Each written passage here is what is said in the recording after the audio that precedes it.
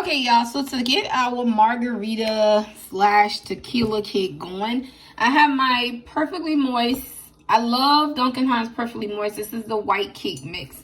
Because I want my color to shine through, I got a half a box of lime jello. So just your cake mix and your jello already in, go ahead and get it combined.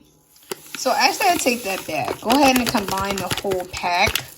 Because I'm adding eggs, if this was just egg whites, then your cake would stay vibrant and green. But I have egg yolks going in here, so just go ahead and put the whole pack. It won't hurt. All standard cake mixes call for 1 cup water, but I went in with half and half. You can do any liquid of choice. Remember, the richer the liquid, the richer your cake. So I didn't have regular whole milk, so I'm just using what I got, which is what I wanted to have, but it's gonna be okay. Just not heavy cream, because I'm not trying to change this into a pound cake because we adding alcohol. See your pretty lime color that's taking place?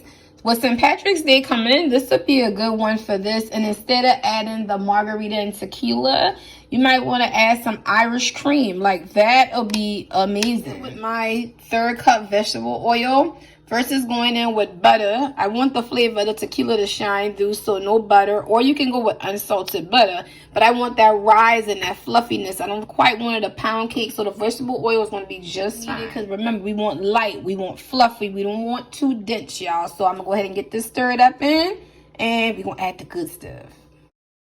I'm going to go in and hit it with just like 2 drops of lime extract. This is a good tip too. When you're dealing with white cakes and you want the color to shine through, this is pure vanilla, which is brown, but imitation vanilla, which is clear white, would be actually okay. And see how my yolks actually turned it to turn a color? Give it a little tinge. I'm gonna just go back and brighten it up with some of this, y'all.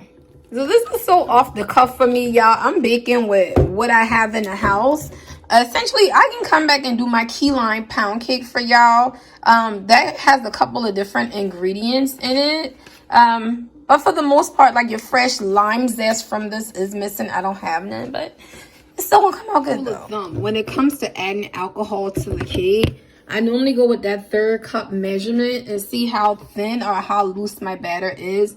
So I added a 1/3 and just a smidget more, y'all. And when it comes down to your food coloring, a little bit goes a long way. This is only like 2 baby drops. So let's get this stirred up. And then I have my pan all greased up with cake goop. The thing about baking a lot, I keep this in the refrigerator. You can make a big batch of this and it lasts for 3 months. Easy foolproof release. Let's get it poured up.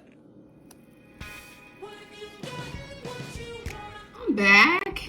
And our cake has completely cooled.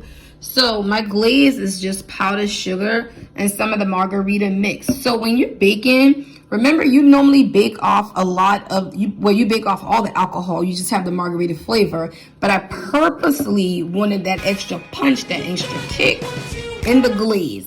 So let me get it glazed up and do a little razzle. And I'll be back. Bag-in-box cakes are so simple, so easy to do, and this is basically done. So for extra diva, to divify it, let's put one of these in the middle, and that's how that's going to work. Bye, y'all.